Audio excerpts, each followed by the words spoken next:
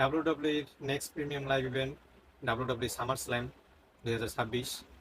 তো এইবার প্রথমবার তাদের রাসেলমেনিয়ার পরে টু নাইটের একটা ইভেন্ট হইতেছে সামার স্ল্যাম।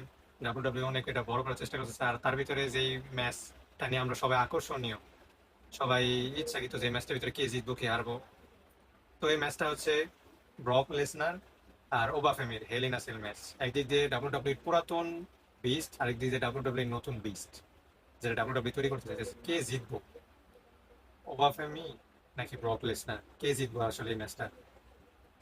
তো ডাব্লিউডাব্লিউ ভিতরে মনে করেন দেখাই যায় যে পুরাতন যেগুলো প্লেয়ার থাকে, যেগুলো লেজেন্ড থাকে, তারা যখন রিটায়ার করে, তখন তারা তাদের সামনে যে সুপারস্টারগুলো থাকে তাদের ওভার করে আর কি।